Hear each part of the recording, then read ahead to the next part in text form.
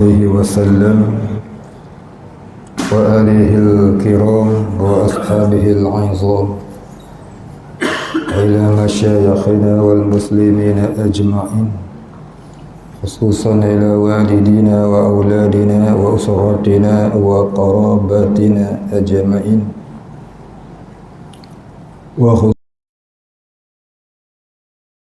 مشايخنا خصوصا إلى سيدنا شيخنا الشيخ عيسى بن أحمد أنصار الله قدس الله سره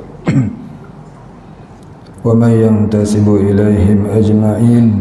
شيء لله لهم الفاتحة. أعوذ بالله من الشيطان الرجيم. بسم الله الرحمن الرحيم.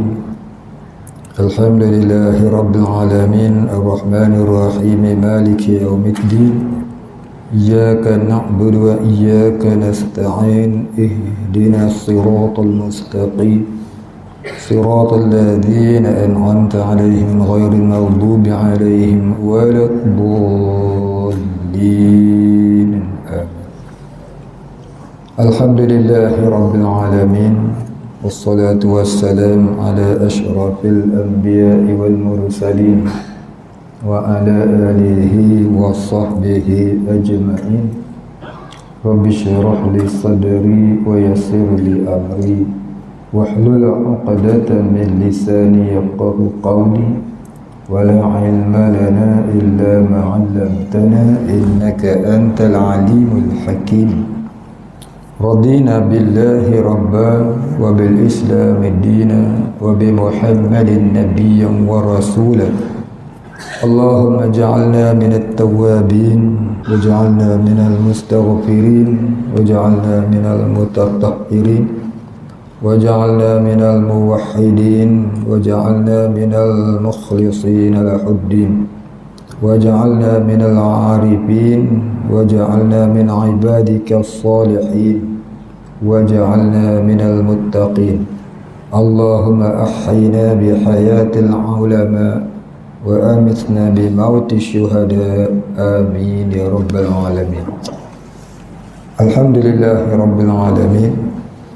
Pada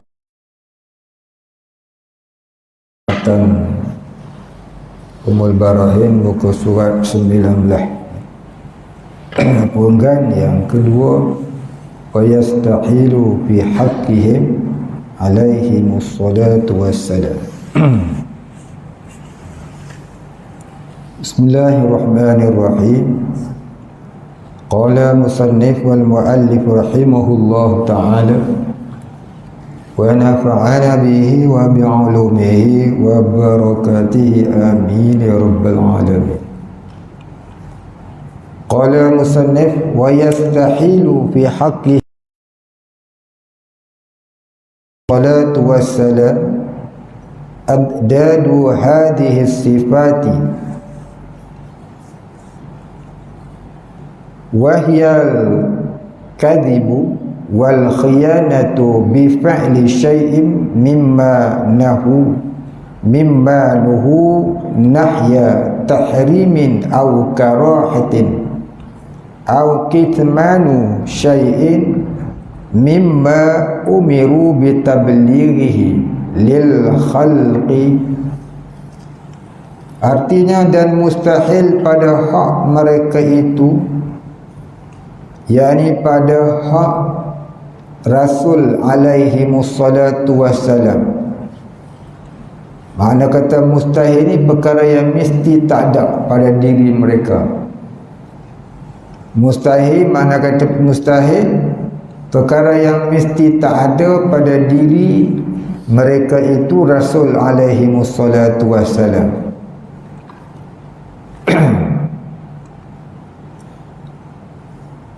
Segala lawan bagi sifat-sifat yang tersebut itu, yakni segala lawan bagi sifat yang wajib bagi mereka itu.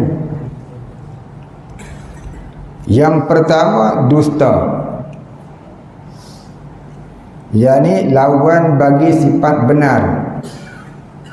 Yang keduanya, khianat, dengan berbuat sesuatu daripada apa yang ditegak terhadap mereka sebagai tegahan haram atau tegahan makruh, atau menyembunyikan sesuatu daripada apa yang diperintahkan dengan menyampaikannya bagi sekalian makhluk. Maksud makhluk di sini iaitu manusia dan jin. Jadi wajib kita beriktikad para anbiya wal mursalin itu tidak sekali-kali bercakap dusta. Dusta di sini bukan hanya pada perkataan, tapi juga pada perbuatan, ya, pada pemikiran, pada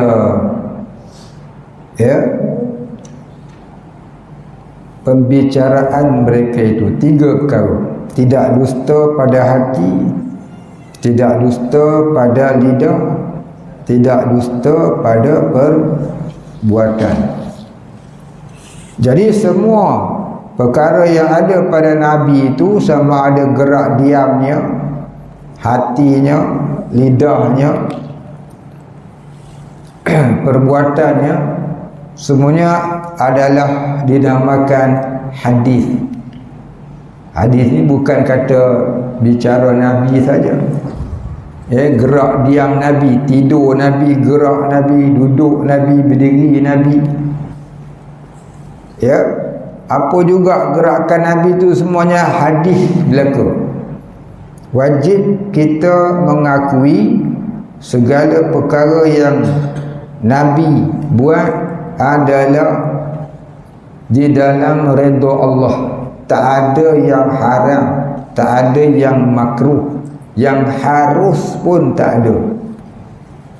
Habis apa perbuatan Nabi, perkataan Nabi, gerak diam Nabi, perkataan Nabi, perbuatan Nabi, kelakuan Nabi hanyalah berkisar pada perkara yang wajib dengan yang sunat sahaja. Yang harus pun tak ada. Maknanya semua apa yang Nabi buat semuanya menaikkan darjatnya di sisi Allah yang sentiasa berpahala.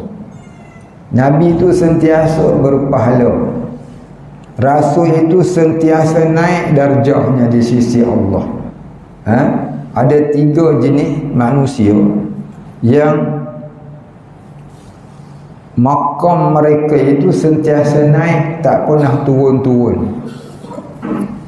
Sentiasa naik, tak pernah turun-turun, iaitu yang pertamanya Rasul, yang keduanya Nabi, yang ketiganya Wali. Lain pada tu ada naik turun. Orang-orang soleh pun dia naik turun.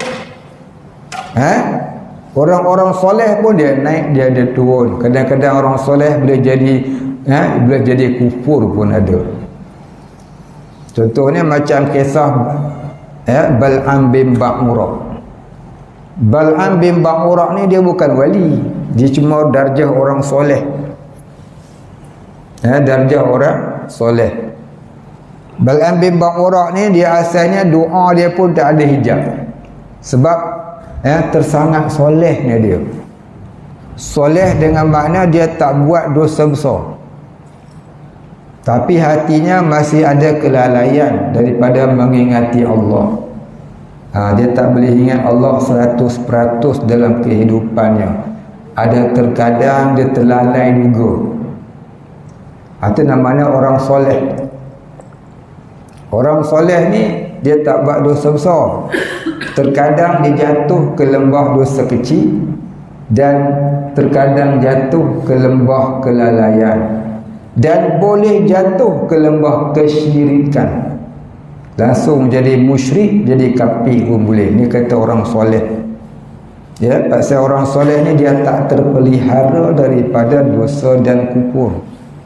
Yang terpelihara daripada dosa dan kufur ni hanya Nabi, Rasul dan Wali.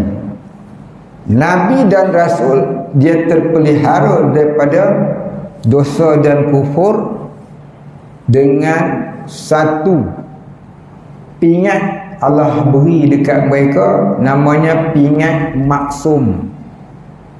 Dengan maksum ini mereka tak buat dosa, mereka tak buat syirik, lupa kepada Allah pun tidak. Ini Rasul dan Nabi. Nabi tak ada jadi kufur, buat dosa pun tak. Wali diberikan juga pingat kepada mereka yang dinamakan pingat mahfuz. Mahfuz ni maknanya terpelihara daripada dosa dan kufur serta kelalaian. Maksum tertentu kepada anbiya wal mursalin, mahfuz tertentu kepada awliya, wali-wali. Inna awliya Allah wala khaufun alaihim wala hum yahzanun. Wali-wali Allah dipelihara oleh Allah Ta'ala daripada ketakutan, kebimbangan tak ada. Hati mereka tak ada bimbang. Yang duk bimbang ni kita, ya, bimbang kapal Cina dah sampai Penang nak perang apa, tak tahu lah. Kemarin dulu kapal Rusia pula, tapi besok ni mana punya kapal pula mari, no? Kau tak perang tak apa, perang susah lah kita. 1.2 juta mana duduk kita pun tak tahu lah. Tentera kita separuh tu pun tak sampai. Dua dia orang, satu kita punya tentera mati dah nanti. Cakap banyak tak boleh, bahaya. Bulan depan kena gam tak yamai Pak Imam. Baik, jadi kita orang awam ni, tak terlepas daripada bukan hanya kelalaian, bahkan dosa dan juga kesyirikan. Ya, bermula daripada orang soleh itu. Apatah kita yang tak soleh ni? Apa maksud orang soleh? Ya, orang soleh ni di akhirat nanti kalau dia mati dalam kesolehannya, timbangan kiri dan kanannya tu sama berat. Timbangan buku kiri dan buku kanan dia tu sama berat. Yang disebut dalam kitab Ashabul A'raf. Apa dia Ashabul A'raf? Iaitu golongan yang sama berat timbangan buku kiri, buku kanan, buku amalan kiri, buku berat timbangannya, maka mereka terlepas daripada azab neraka, terlepas daripada azab neraka. Tanda Ashabul A'raf tu apa dia? Masa di alam barzakh mereka dah terselamat daripada seksa kubur. Cuma ditanya, ma rabbuka, ditanya, ma nabiyuka, ditanya, tapi boleh jawab semua. Akhirnya mereka direhatkan di langit. Bila hari kebangkitan semula, mereka tetap berkumpul di padang mahsyar, tapi tidak lama. Sampailah kepada Telaga Al-Kautsar, mereka dapat memasuki dan meminumnya. Sampailah kepada hari mizan, yaumul hisab. Maka pada hari hisab tu ditimbang amalan mereka. Amalan mereka itu sama beratnya. Orang hari ni sebut 50-50. Itu senang kita nak cerita 50-50. Akhirnya mereka tidak diazab. Baik. Jadi orang-orang soleh ni apa kerja dia kat muka bumi? Masa hidup dulu di dunia, kerjanya hanyalah menegakkan agama Allah, menyampaikan seruan dakwah kepada manusia, ya'muruna bil ma'ruf wa yanhauna 'anil munkar. Maka siapa yang nak jadi orang yang soleh ni, hendaklah dia buat kerja ni. Apa dia? 3 perkara. Yang pertama, beriman kepada Allah. Yang kedua, beriman kepada Rasulullah. Yang ketiga, sebarkan agama Allah. Seboleh mana kita nak menyebarkan agama Allah? Kadang-kadang kita ni bukanlah seorang tuan guru, bukan seorang syekh, bukan seorang ustaz, ustazah, bukan seorang cikgu, bukan muallim atau muallimah. Macam mana kita nak sebarkan agama Allah? Nabi kata apa? Marra'a minkum munkaran falyughayyiru biyadi fa illam yastati' fa bilisani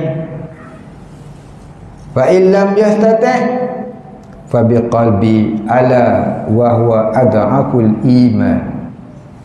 Nabi kata sesiapa juga yang melihat kemungkaran, Nabi kata siapa juga, bukan kira hang ustaz ke, tok guru ke, pak imam ke, cikgu ke, cikgi ke, tuan syekh ke, tuan syekhah ke, tak kira siapa. Man, Nabi kata man, sesiapa juga. Sesiapa juga ni siapa? Tuan-tuan semua terkenal termasuk saya. Tuan-tuan semua ni, perempuan dalam ni semua kenal termasuklah saya. Siapa juga Nabi kata man tu manusia siapa, barang siapa, siapa pun juga, siapa tak buat dosa. Siapa tu siapa? Siapa yang melihat kemungkaran, maka hendaklah dia ubah dengan tangannya. Kalau dia seorang penguasa ke atas manusia, seperti pemimpin ke atas rakyatnya, tauki ke atas pekerjanya, ayah ke atas keluarganya, anak-anaknya, ketua kampung ke atas ahli qaryahnya. Kalau dia ada kuasa dengan tangan, maka kalau dia lemah tak boleh dengan tangan, maka adalah dengan lidah. Dia kena seru, menyeru mereka supaya mereka kembali mentaati perintah Allah. Ud'u ila sabili rabbika bil hikmah. Kena seru dengan lidah. Tak mampu juga. Pasal apa? Lidah dia telur. Maklumlah lidah tak ada tulang kan. Nak cakap tak boleh. Nak cakap takwa, dia kata takwa. Takwa masuk mi lah. Baik, nak kata solat jadi salah. Hayya ala salah, memang salah. Jadi nak cakap betul payah, maka hendaklah dia benci dalam hati. Benci dalam hati itu apa? Jangan redha dengan kekufuran, kesyirikan, kemaksiatan, kedosaan. Jangan rasa seronok. Ya, kita ni tak seronok satu hal, seronok pula satu hal yang lain. Apa yang kita tak seronok satu hal? Kita tak seronok tengok orang pergi masjid pasal kita ni orang pergi masjid kan. Tapi balik kita tengok pula dah apa dia, Maui, Hindustan, Jackie Chan, Gohit Gostan. Jadi kita seronok pula tengok yang tu. Serupa juga, satu hal kita tak seronok, satu hal kita seronok. Ar-radu bil maksiyati maksiyatun, maknanya kita tak soleh lah. Kita jadi orang yang cakap tak serupa bikin. Kita suruh orang baik-baik, kita tidak jaga ya. Jadi bila kita tidak suka kepada sesuatu kemungkaran, jangan hanya satu saja, semua sekali. Pasal apa? Syarat iman 6. Apa syarat iman? Rukun iman semua orang tahu. Ni syarat iman. Syarat iman kita dah cerita dah dulu, kita ulang. Pasal apa? Afatul ilmi nisyan, penyakit ilmu tu lupa. Kadang-kadang bukan kata orang, saya pun lupa. Hari-hari buka kitab pun lupa. Kan? Baik, apa dia? Yang pertama syarat iman, kasih kepada Allah dan Rasul. Kita ada kasih kepada Allah dan Rasul? Belum ada, cuma percaya ya. Bermakna iman kita belum sempurna syarat. Maknanya kita masih lagi orang yang berdosa. Percaya ada, kasih tak ada. Bermakna kita dah beriman, tapi dosa belum habis. Tuntutan iman tu belum tertuntut. Sebab kasih tak ada. Siapa ada kasih Allah, kasih Rasul? Siapa ada kasih Allah, kasih Rasul, hati dia tak ada hubud dunia. Siapa masih ada hubud dunia, maknanya kasih Allah, kasih Rasul tu belum ada. Tengok orang naik Ferrari berkilau. One day I will be like that. Tak jadi ya. Dia masih ada lah tu hubud dunia. Maknanya dia masih terpikat kepada harta dunia. Orang yang kasih Allah, hatinya tidak teringin apa yang ada di tangan manusia. Yang dia teringin hanyalah satu, kasih Allah, redha Allah. Lain pada itu dah ada. Kalau ada, maknanya kita orang yang hubud dunia. Khati'ah, kasih dunia kepala segala kejahatan.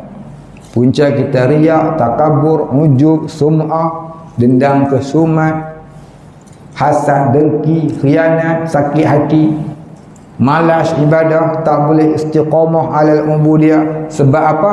Hubbud dunia. Hubbud dunia tu mencelarukan pemikiran kita untuk berjalan kepada ma'rifatullah. Hubbud dunia itu mencelarukan perjalanan kita nak menuju kepada mencari redha Allah. Hubbud dunia itu kalau minat agama pun, minat agama yang boleh untung dunia, ataupun yang sebelah saja, yang sebelah lagi tak ada. Ya, apa yang sebelah? Yang sebelahnya zahir. Apa yang sebelah? Yang sebelahnya batin. Yang zahir barangkali ada bercakap bab fiqh, ya, beribu kitab disebut, tapi rohaninya kosong, batinnya kosong, cakap penuh dengan riak, takabur, ujub, sum'ah. Nak bagi yang kata dia hebat, alim saw. Tapi kalau orang yang ada batinnya, yang hidup batinnya, apa yang dia cakap semua dia pandang Allah. Tak terasa diri yang bercakap, tapi merasa Allah yang menggerakkannya. Wallahu khalaqakum wa ma ta'malun. Itu orang yang ada dua-dua belah. Zahir pun ada, batin pun ada. Dia bercakap agama, tak terasa dirinya bercakap kerana tenggelam dalam laut ahadiyah Allah. Dia bercakap agama dalam keadaan hatinya memandang Allah menggerakkan dirinya, bukan kuasa dirinya, bukan pandai dirinya. Itu kata Allah yang ada kedua-dua belah. Jadi kita hidup dalam dunia ini, sebelum mati wajib kejar soleh. Agar apa? Agar kita tak terkena azab. Itu darjah orang soleh. Apa dia? Yang tadi kita sebut. Orang yang apabila bercakap hal dunia sekalipun, hatinya masih ingat kepada Allah. Bukan cakap agama, tapi hati ingat dunia. Cakap agama, hati ingat dunia lagu mana? Cakap agama, tapi hati nak dipuji. Cakap agama, tapi hati nak imbal balas. Cakap agama, siapa keji dia, dia berbuat sembahyang hajat, dia kembung perut kawan tu. Ada juga orang lagu tu. Bermusuh sesama orang Islam. Pasal apa Nabi kata, hasad ini dia sampai akhir zaman. Hasad bukan hanya di kalangan orang awam, tapi juga di kalangan ulama amilin. Ulama yang beramal soleh tu pun kadang ada hasad. Wal-iyazubillah. Belum sampai darjah wali, hasad tu ada dalam diri orang soleh sekalipun. Nampak no? Bukan senang nak menuju kepada arif billah. Baik. Jadi kita cerita bab ini pasal apa? Pasal Nabi dia tidak ada dusta, tidak ada khianat, tidak ada menyembunyikan ilmunya, apa yang dia. Hanya wajib kita percaya Nabi itu benar, amanah, tabligh, mustahil dusta, khianat dan kitman, menyembunyikan. Bukan hanya wajib kita tahu dan beriktikad, bahkan kita wajib menurutinya sebagai tanda kita kasih kepada Nabi. Kasih Nabi ini bukan selawat tu. Ya, Allah. Dah cabut.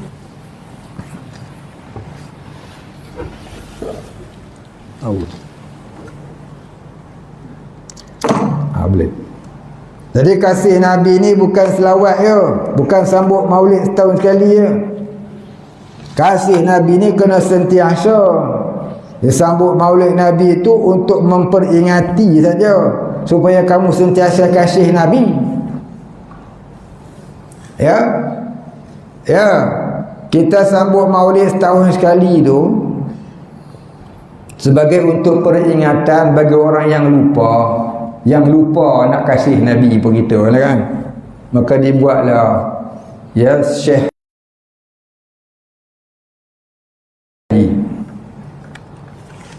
surah ni pun ada kan, kitab zanji ada. Maka dia karang kitab zanji, dia puji-puji Nabi supaya orang jangan lupa kepada Nabi. Jangan lupa kasih Nabi ni syarat iman.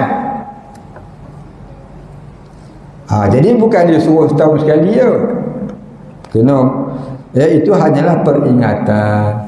Tapi kadang-kadang kita ni buat maulid Rasul menyalahi perintah Nabi. Orang perempuan nyanyi di depan, orang belakang laki-laki jawab.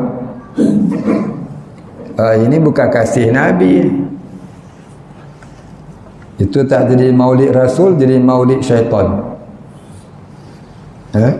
Jadi beranaknya syaitan lah pula, bercampur lelaki perempuan. Buka Al-Quran surah An-Nur ayat 30, 31, 32. Larangan berikhtilaf di kalangan orang-orang Islam, muslimin dan muslimat. Kita hari ni dah buat maulid bercampur, dah tak jadi maulidur Rasul lah. Ya. Jaga maulid. Bila kita nak buat majlis maulid Rasul, jangan ada percampuran lelaki dan perempuan, biar terasing. Orang perempuan nak nyanyi nasyid, biar kumpulan dia saja, jangan ada lelaki-lelaki pergi dengar. Orang lelaki-lelaki pula nak merhaban, yang tu harus orang perempuan dengar. Orang perempuan nasyid, orang lelaki-lelaki tak harus. Ya. Tu ada sebabnya. Ada sebabnya. Pasal apa? Tu perintah Allah dalam agama. Dalam Quran dia kata apa? Dalam Quran Allah Ta'ala kata zuyyina linnas hubbus syahawati minan nisa'i wal banin wal qanatiril muqantarah. Dihiasi dalam diri lelaki itu, manusia lelaki-lelaki itu, kecintaan kepada perempuan. Perempuan tak cinta lelaki ya? Perempuan pun cinta juga, tapi malunya dia lebihkan Allah. Maka nisbah perempuan tu memelihara, ya, memelihara kerakusannya terhadap laki-laki tu lebih banyak 10 kali ganda. Orang laki-laki tak pelihara dah. Dia pergi relax ya. Assalamualaikum, jam berapa, tak jawab dosa. Nak morat dulu. Kan? Contoh. Jadi maknanya apa? Maknanya orang laki-laki diharuskan perempuan dengar suara dia kalau nyanyian itu nyanyian yang boleh membawa kepada ketinggian iman dan Islam. Tapi orang laki-laki itu ada sekatannya. Kalau perempuan tu nyanyi boleh menaikkan semangat lain pula pada iman dan Islam, maka jadi haram. Suara orang perempuan ni bagi laki-laki dia tidak aurat dalam mazhab kita Syafi'i. Tapi haram didengar kalau terpesona. Buka dalam kitab Mazahibul Arba'ah. Ya, kitab Pak Mazhab tu. Dia cerita lagu tu. Dalam kitab Fiqhul Islami wa Adillatuhu karangan Wahbah Zuhaili pun dia kata lagu tu juga. Suara perempuan ni dalam mazhab kata Syafi'i tidak aurat. Tapi haram didengar kalau terpesona. Walaupun dia baca Quran, mendayu-dayu, Bayati Suri, Bayati Hijaz Nahwan. Tu dia lagu. Oh, habis naik semua. Hak kita pun naik juga. Itu sebab tu orang lelaki kena jaga. Dia kena jujur pada dirinya. Ini suara boleh dengar ke tak boleh dengar? Tak boleh dengar, dia kena tutup telinga dia, tidak dia berdosa. Begitu juga dengan orang perempuan. Ya. Jaga Pasal apa? Pasal kita nak pupuk semangat kasih pada Allah dan Rasul, kena ikutlah cara Nabi ajar, cara Rasul ajar, supaya kita tak tersalah jalan. Kita nak cari kasih Allah, kasih Rasul, tapi membelakangkan perintah Allah. Kadang-kadang kita tak tahu. Bila tak tahu, jalan kita tak akan sampai. Tu syarat yang pertama. Syarat iman yang pertama, kasih Allah, kasih Rasul. Wajib. Nombor dua apa dia? Nombor dua, benci seteru Allah. Benci adu Allah, musuh Allah wajib kita benci. Apa juga yang Allah murka, yang disebut al-kabair, dosa-dosa besar, wajib kita benci. Yang ketiga, al-khawf, khawfun azabillah, takut azab Allah. Yang keempat, ar-raja, raja'u rahmatillah, harap raja rahmatullah. Raja harapkan rahmat Allah. Ni harapkan kasih sayang Allah. Wajib kita mengharapkan kasih sayang Allah. Bermakna jangan harap kasih sayang makhluk. Mereka makhluk tu namanya rasul, ataupun ibu bapa, ataupun guru-guru, ataupun orang-orang tertentu yang disuruh kita harap mereka redha kita. Ya. Yang keempat, besarkan perintah Allah. Hukum Allah wajib kita besarkan, agungkan. Yang keenam, taubat nasuha. Jadi kita ni wajib bertaubat. Apa maksud taubat? Taubat maknanya kembali mentaati perintah Allah. Jadi kembali mentaati perintah Allah ni bukan sekali, tapi sentiasa kena kembali. Sebab kembali kata maksudnya tetap istiqamah alal ubudiyah. Tetap istiqamah alal ubudiyah. Tetap hati dan diri di dalam memperhambakan diri kepada Allah Ta'ala. Maka kita nak jadi orang istiqamah ni cukup sukar sebenarnya, bukan mudah. Itulah yang perlu adanya guru. Perlu adanya guru. Dalam tasawuf nak jalan kepada Allah ni kena ada sekurang-kurangnya 4 perkara.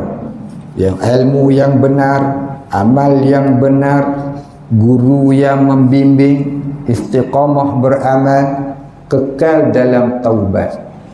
Itu jalan nak menuju Allah, nak bagi dapat darjah soleh. Tu pun darjah soleh masih lagi boleh jatuh ke lembah kesyirikan seperti Bal'am bin Ba'ura yang saya sebut tadi, dan lagi seperti Barsisar, dan lagi seperti Qarun yang langsung jadi syirik. Qarun tu asalnya mukmin yang soleh, tuan-tuan.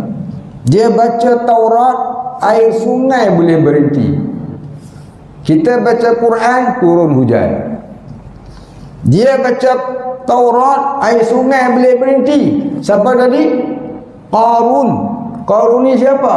Sepupu Nabi Musa, bukan orang jauh. Tapi akhirnya mati tenggelam di telan bumi. Semua orang tahu cerita dia. Mati kufur, mati syirik. Kerana apa? Hubbud dunya. Hubbud dunya. Tu kata hubbud dunya ra'sul khati'ah. Dia sanggup tohmah Nabi Musa. buat jahat dengan perempuan. Inilah kerja orang jahat ni, orang munafik ni, munafik besar ni, korun ni.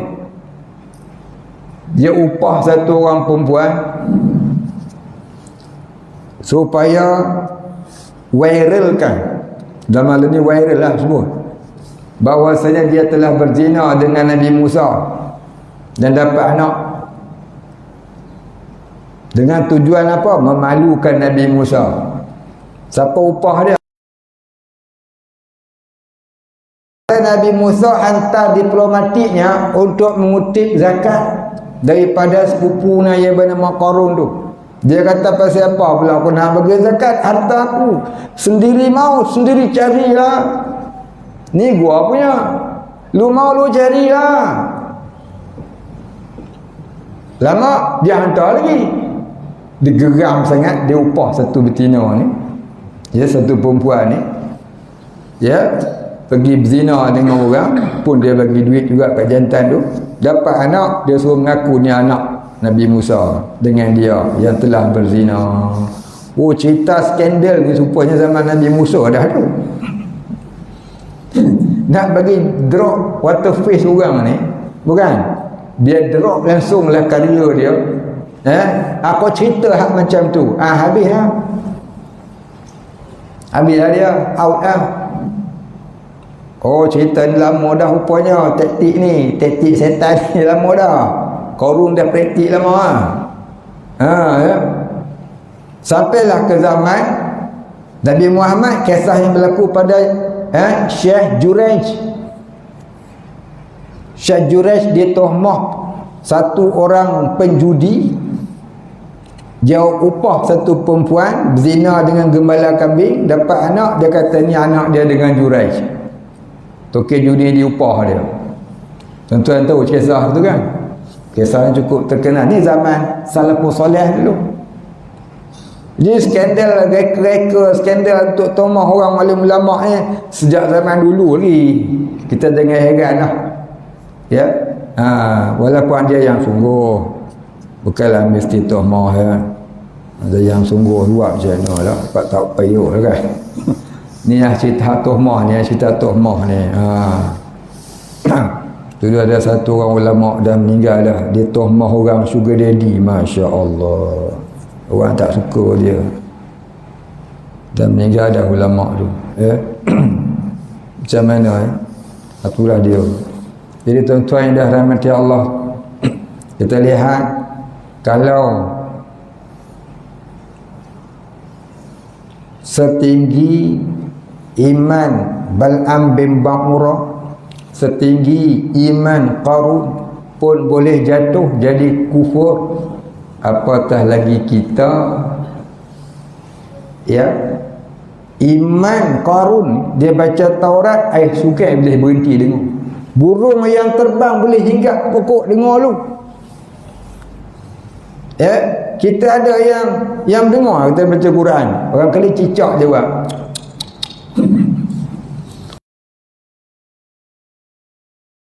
Apa? Bal'am bin Ba'urah, doanya tidak ada hijab, tuan-tuan. Bersisar, anak muridnya boleh terbang. Anak murid dia boleh terbang, dia lebih lagi, tapi dia bukan wali. Ya, anak muridnya terbang atas dasar ma'unah, bukan karamah. Dia pun bukan wali, dia orang soleh. Orang soleh boleh saja jatuh kufur. Jadi soleh ni belum lagi selamat sebenarnya. Apatah lagi kalau kita tak soleh. Wallahiyazubillah. Apatah lagi kita ni mengaku sedia ahli sunnah wal jamaah, tapi berpahaman sekular, berpahaman plural, berpahaman liberal, berpahaman kapital, berpahaman dengan faham-faham ciptaan Yahudi itu. Maka itu lebih berat kita ni, tuan-tuan. Bila kita hanya mengaku ahli sunnah tapi campur dengan pahaman kafir ni, jadikan sebagai is the way of life, cara hidup, kita tu iman kat mana agak-agak. Jadi kita mencampur adukkan yang hak dengan yang batil. Yang haknya ahli sunnah wal jamaah, yang batilnya liberalism. Jadikan sebagai jalan hidup. wala talbisul haqqa bil batil. Jangan campur adukkan yang hak dengan yang batil. Inilah kita duk belajar akidah ni tuan-tuan, tauhid. Jangan sampai kita bercampur aduk akidah kita yang hak dengan yang batil. Yang hak campur batil, jawapannya batilatun. Ya, batil berbatil-batil. Yang hak mesti bercampur dengan yang hak juga, barulah jadi hukuk haqaiq, ya, benar sebenar-benarnya. Tapi kalau batil campur dengan hak, jadi batilah, batil yang sebatil-batil. Sebab tu tauhid ni alim ulama pesan, jangan tinggal kita mendalami tauhid. Kalau tak mengajar, kamu belajar. Kalau tak belajar, mengajar. Kalau tak mengajar, boleh mengajar, nanti kamu lupa kepada Allah. Kalau kamu belajar, kemana kamu tak sambung belajar, nanti kamu lupa kepada Allah. Lupa ilmu tauhid, lupalah pada Allah. Hafal kitab tauhid pun boleh lupa pada Allah tanpa tak mengaji. Betul tak? Itulah yang disuruh oleh ulama kita, sentiasa belajar tauhid walaupun dah reti. Dah reti, pergilah cerita ke orang. Itu yang dikatakan nombor 3 tadi, apa dia? Sebarkan agama Allah. Ya, percaya pada Allah, percaya, beriman pada Allah, beriman pada Rasulullah, sebarkan agama Allah. Dia sebarkan tu tak semestinya dengan tangan, dengan lidah. Sekurang-kurang benci dalam hati. Hari ni mudah dengan tangan, pakai handphone ya, bukan? Daripada duk viral lagu Hindustan ke orang tu buat apa? Cuba sebarkan tauhid kepada manusia. Ya? Tauhid itu ialah rasa hidup bertuhankan Allah. Selagi hidup tak terasa bertuhankan Allah, bermakna tauhid kita itu masih lagi ada kecederaannya. Wallahu a'lam. Jadi kita cuba tengok, kita hidup mengaku Allah itu Tuhan, mengaku ahli sunnah wal jamaah, adakah kita terasa hidup kita bertuhankan Allah atau bertuhankan fulus? Sebab Nabi kata di akhir zaman manusia itu yang mengaku beriman tetapi mereka menyembah al-fulusu wal mal, duit dan harta. Ada duit, ada harta, cari cantik lah dia. Tak ada duit, ada harta, menipu pun sanggup, membunuh pun sanggup. Wal'iyazubillah. Baik, kita berhenti. InsyaAllah kita sambung bulan depan. Kemudian katanya, wa yajuzu fi haqqihim alaihimus salatu wassalam ila akhirih, wallahu a'lam.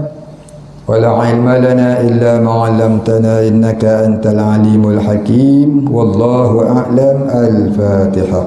أعوذ بالله من الشيطان الرجيم. بسم الله الرحمن الرحيم.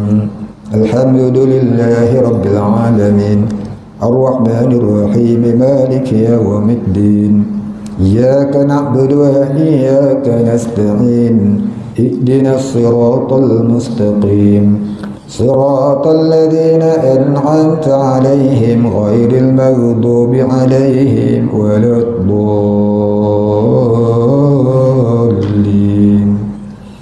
بسم الله الرحمن الرحيم. الحمد لله رب العالمين والصلاة والسلام على أشرف الأنبياء والمرسلين وعلى آله وصحبه أجمعين.